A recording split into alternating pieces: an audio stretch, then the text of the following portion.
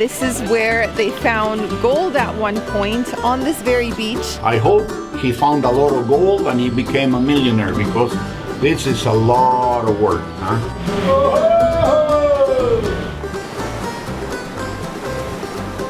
Well, the adventure continues. We are taking a ferry. Ta-da! Follow!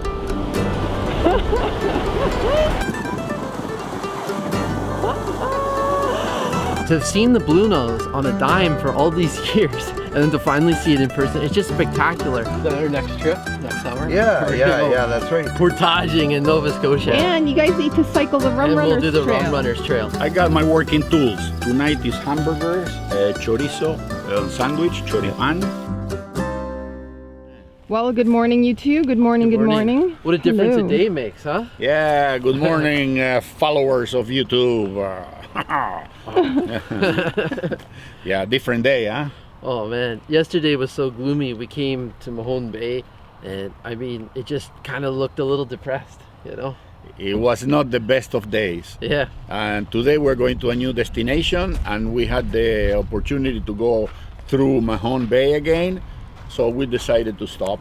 Hey, Jorge! We have the trio. This is Jorge again. Our amigos. You know, that's the story. Where are we going anyway? Today we are heading to the ovens. The ovens. Ovens. The ovens. Yes, it was the site of a gold rush here in Nova Scotia. You can actually pan for gold there. Are we gonna try to get rich today or what? Let's go for a gold nugget. We'll go for a gold nugget. Maybe we can buy some beer with it after. There you go. Let's go There get we it. go. Yeah, we got the sunshine to show us the way. Fun Yes, time. sirree. Let's do it. So we made it to the ovens, and we have now walked down to Canard Beach. And this is a very famous spot because this is where they found gold at one point on this very beach. And as you can see, there isn't a whole lot of beach left. That's because when they did find the gold, they basically bagged up all the sand and shipped half of it to Wales. The other half of it was processed here. And yeah, lots of gold was found. And the beach was destroyed. The beach is gone, basically. Any luck finding gold today? Not quite yet. Still holding out hope. Maybe we'll find that nugget that'll change our lives forever, huh? So we have made it to Tucker's Tunnel here in the ovens. Yeah, Tucker's Tunnel. Apparently they said that Mr. Tucker found a vein of gold up there, and he followed it, you know, mining all the way down here until he reached this cave. It's like a cavern. But not only that, it looks like he continued digging all the way out there, because it looks like that was part was man-made. And that way it just ends, and on this other side you have the ocean. So what a piece of work did Tucker do here, eh? I hope he found a lot of gold and he became a millionaire, because this is a lot of work, huh? Good job, Tucker. Good job, Good job, Tucker. You deserve it. That was the tourist attraction. Now it's a tourist attraction. Okay, something came out. Something good came out of it after all. Yeah. Yep. Okay, let's go see another one. Another one. Spiderwebs. Spiderwebs. Yeah. Lots of mosquitoes. Another fun fact, we can hear the bats Yeah, you can. like They're squeaking, squeaking. chirping. Yeah. I'm So- glad we can hear them and not see them. That's kind of better, huh? Just enjoy the music. Yeah. I bet if we look good enough, we might be able to find them though. There we go. There you go. So yeah, there's a few of these tunnels and sea caves here in the oven. So we're just going to continue walking the sea cave trail and show you some of the other spots. As you probably already know, Sam and I were here last summer, so there is a video of that. But yeah, it's fun to be revisiting. Today's a super foggy day, so we're definitely getting a different feel, a different vibe. Completely different experience.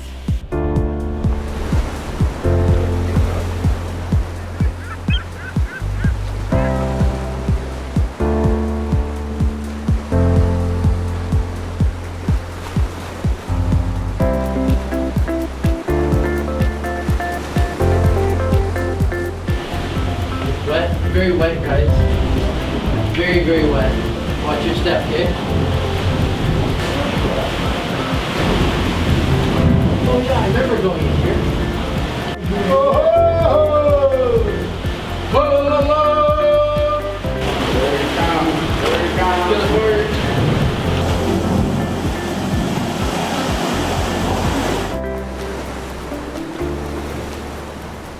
Ready? All right, a lesson in identifying trees from George. Well, these are really small trees, but they still have the same characteristics as the big ones, okay?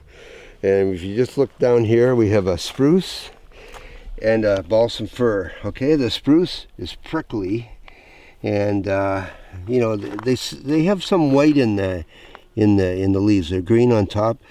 The balsam fir is more like a flat. It's flat, and it's when it grows up, it's got quite a bit of sap on the roots. But you flip the branch over, and you see how white that is, eh? Mm-hmm. And those are the two main species that occur in the boreal forest. Also, there's pine.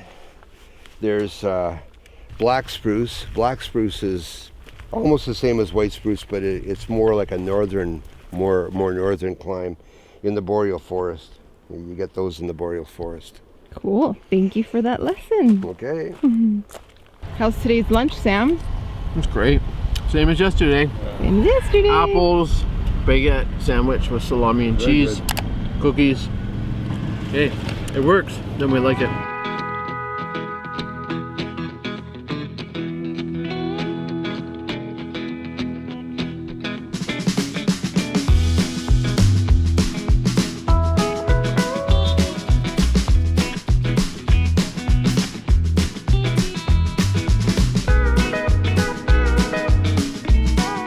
Well, the adventure continues. We are taking a ferry it's a cable ferry.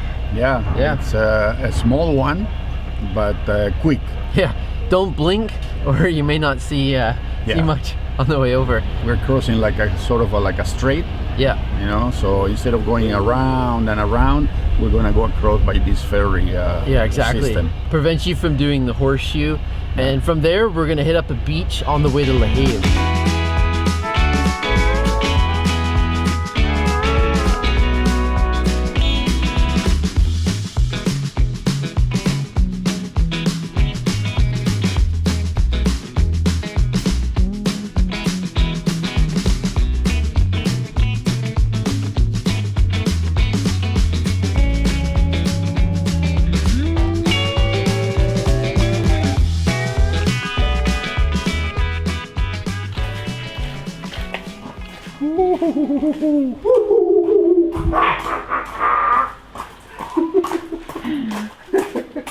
It's only me. Is this George or a howler monkey? One of the two. George the howler monkey. We have made it to beach number 2. This is Risser's Beach. Probably one of my favorite beaches here in Nova Scotia South Shore because you've got the forest and then you've got the sand, so it's a really interesting combination. And yeah, it's just a super wide beach, white powdery sands, and not a lot of people. If you're a person like me that hates crowded places where you want to be at the beach and people are stepping all over you and throwing sand in your face while they walk, this is your place. I took the liberty and the effort of counting how many people are at the beach right now. Guess what? 60 persons in all this monster of a beach. That's my kind of place, okay? Yeah. And I think it's a kind of place of a lot of people that watch this video.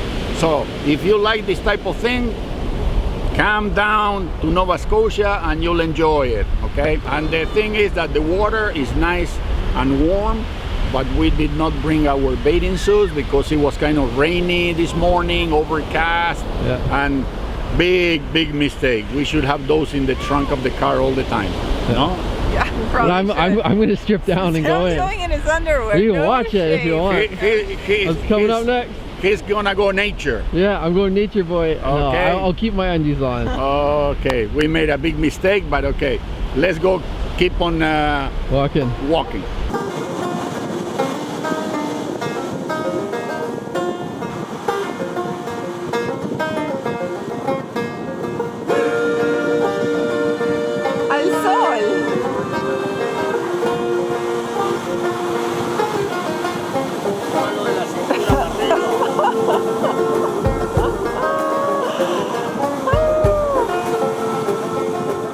How's the beach, naked man? It's just awesome. The temperature is perfect. I mean, it's not as warm as the Caribbean, obviously, but it's plenty warm enough to get in there. And honestly, it's refreshing. Maybe the first second or two, you're like, ooh, it's a little chilly, but then you get used to it right away and it just feels wonderful. Awesome. I loved it.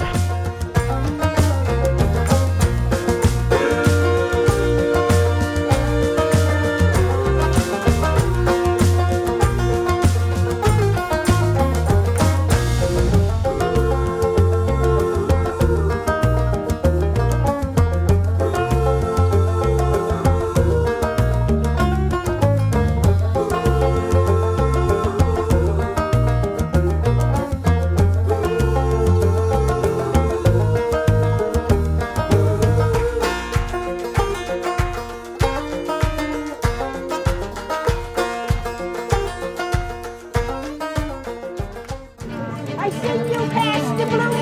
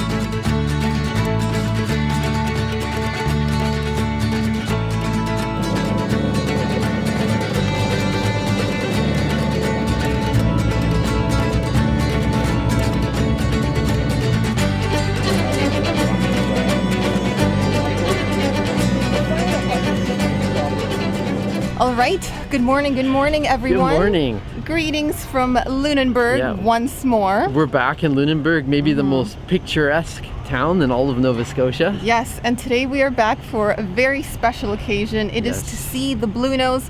Last time we were here, last summer, it was actually not in port. It was sailing around Cape Breton, I believe. Yeah, exactly. And this is a very special time because it is the 100-year anniversary. Yes, of the Bluenose II. We couldn't have come at a more, special time than this.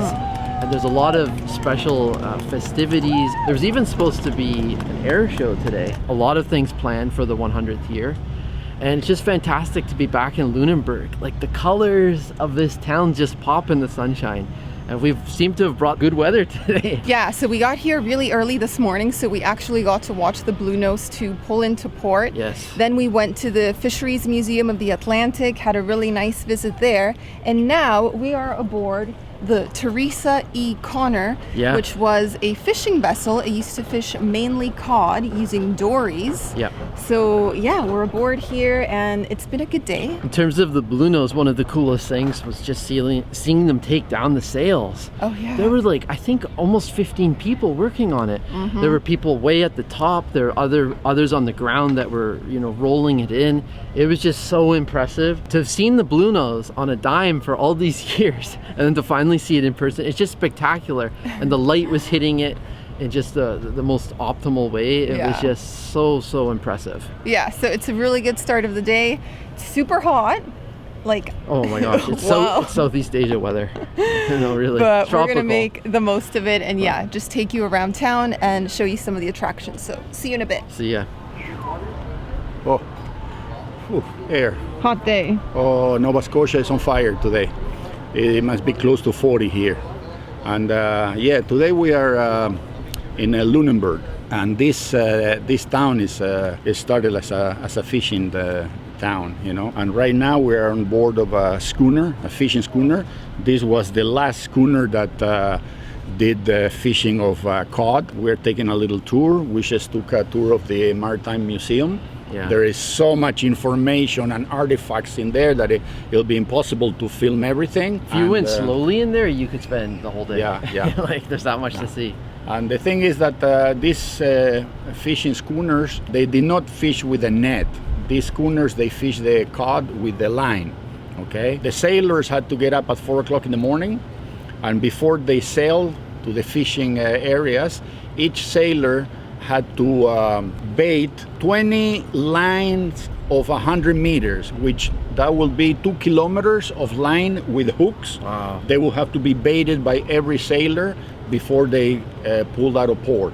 And those things were kept in a sort of some sort of like a basket, and they were curled in there with the hooks and the bait and everything. So when they got to the fishing grounds, they took the little boats, and they began to stretch the lines, okay, with a buoy to hold them so they won't go to the bottom, a buoy at each end, and the line with the hooks, you know, like bobbing there, waiting for the fish to come in and to bite.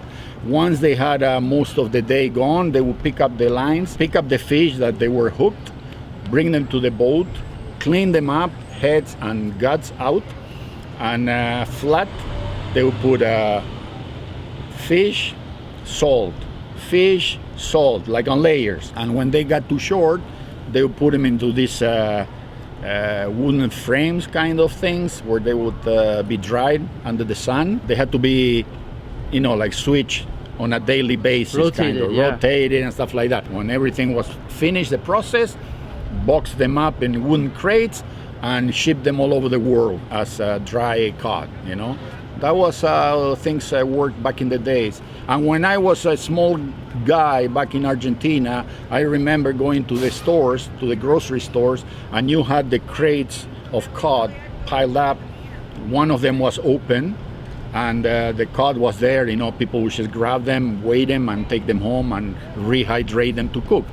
They were either from Finland or Norway, and some of them from Canada too. Wow, so they made it all the way to Argentina. Yeah, Brazil, all these areas, Wow. they had the cod. Yeah. And this is how things worked back in the day. All right, so this is how we're getting This through is the best thing we summer found all day. in Nova Scotia. Oh yeah. There you Oh have yeah. it. Nova Scotia cooling. Yeah. Cooling Nice, station. coolness. Outdoor air conditioning. Now I'm blind, I don't see nothing. My glasses are all... I need to clean them. Okay, now that we've had our lunch and cooled down a bit with that nice mist, we are going to go aboard the Bluenose II because they have open decks from 11 to 7. Hopefully the first wave of visitors has gone through. Yep. And yeah, now it's our turn. Let's check it out.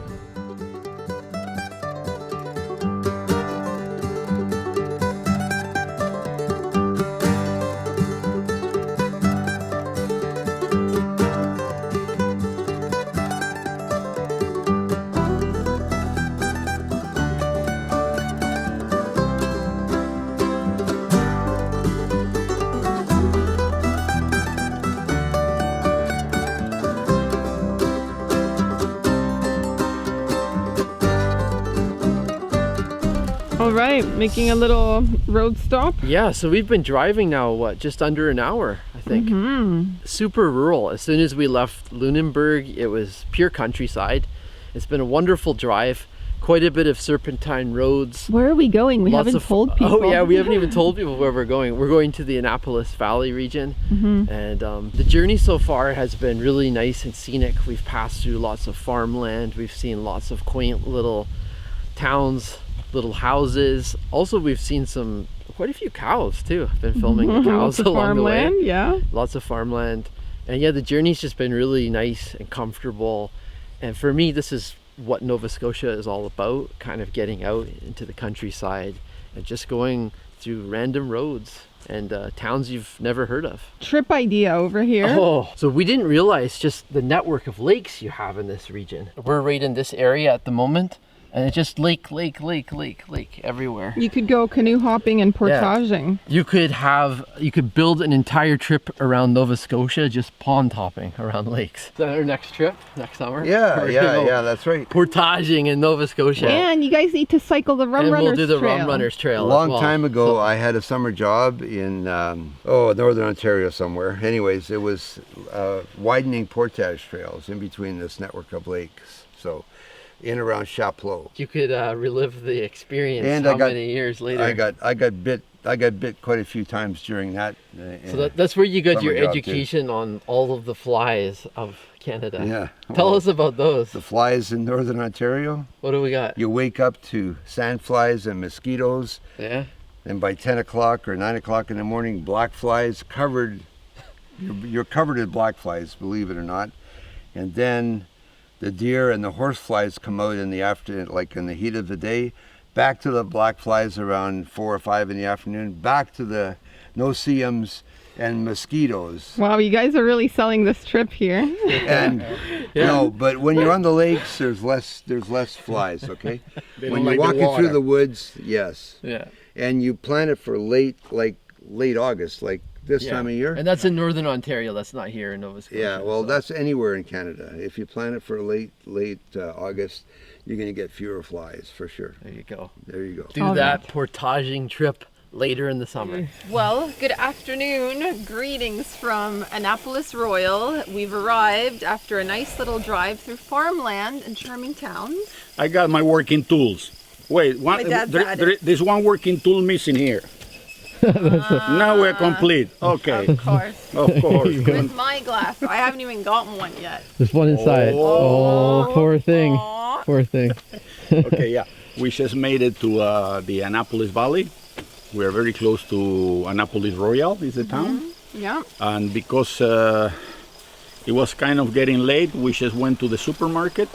We bought a few things, and we are barbecuing a few hamburgers and a couple of chorizos here because we need to recuperate.